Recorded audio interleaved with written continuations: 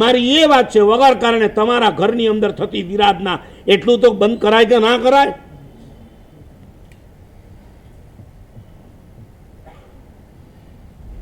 Gas ઉપર કાંઈ ન હોય, તપેલી ન હોય, છતાં ગેસ સળગ્યા કરે. આચાર્યાંક સૂત્રની અંદર ટીકાકાર શિલાંકાચાર્ય લખે છે, સૌથી મોટામાં મોટું શસ્ત્ર હોય અગ્નિકાશ. પેલા ગેસની જૈના કરવાની ને પછી ઉતારવાનું છે તપેલી, કે પેલા તપેલી ઉતારવાની પછી ગેસ બંધ કરવાનો. ઉડતું એક સંપાતી જીવ પડી જાય ને એના માટે તો એ શું થઈ જાય ખબર છે? સ્મશાન યાત્રા. ચીતા ઉપર ડેડ બોડીને ચડાવો ને અને પછી એને જલાવો, એના માટે આ બધી ચીતા બની જાય. ઉડતા જીવો. તમને ચાલુ કરતા પહેલા પણ પૂંજવાનું કીધું છે. કોણ બહેનો પૂંજે છે? પૂંજણી લટકે? મારે તો હવે ઓરવા આવવાનું નથી એટલે ખબર નથી. ગેસની બાજુમાં લાઇટર લટકતું હોય, પૂંજણી કોના ઘરમાં લટકે છે? ભાઈઓ તમે ચાલુ કરો તો આમ પૂંજો ખરા બર્નર? બહુ સરસ. બર્નર ને પૂંજણીથી પૂંજી લેવાનું હોય. ગઈકાલે રાત્રે કદાચ તમારા બનેવી આવ્યા ને તમે ચા મૂકીને ઉભરાઈ ગઈ, ઊંઘ આવતી હતી એટલે તમે ધોયા વગર સીધા સૂઈ ગયા.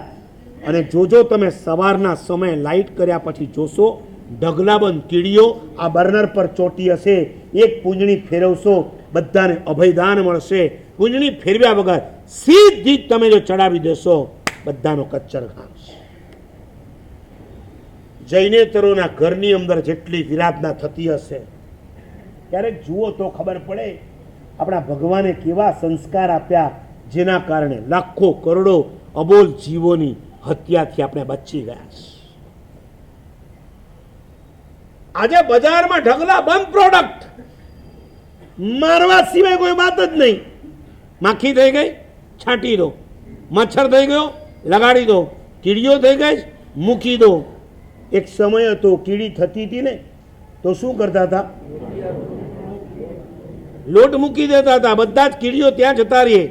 અરે બાપ સવારે દીકરાને ઉઠાડીને વેનમાં નાખીને સ્કૂલમાં નહોતો મોકલતો, આંગળી પકડી કીડિયારે લઈ જતો, કીડિયારું પુરાવતો. નંબર 2, જ્યાં મકોડા હોય ને ત્યાં ગોળ મુકાવતો. નંબર 3, ગાય હોય ત્યાં શું અપાવતો? ઘાસ. પંખી હોય તો શું અપાવતો? ચણ. અને હવાડાની અંદર એક ઘોડો આ બહેનો પોતાનું પાણી લેવા જતા ત્યારે પાણી નાખી આવતા.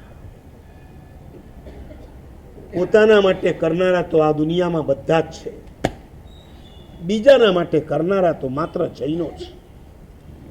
જૈનો માટે કીધું હતું ને, કુમારપાળ ભાઈનું આ કોટેશન હતું જે ચંદ્રશેખર મહારાજને બહુ ગમી ગયું હતું.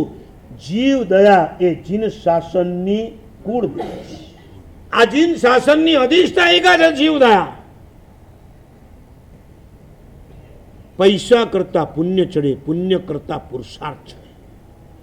હું એ કહેતો હતો કે તમારા પુણ્ય માટે મેં આ યુવાનોને સમજાવ્યું કે તમારે હવે પુણ્યનું પણ સેવિંગ કરવું પડશે.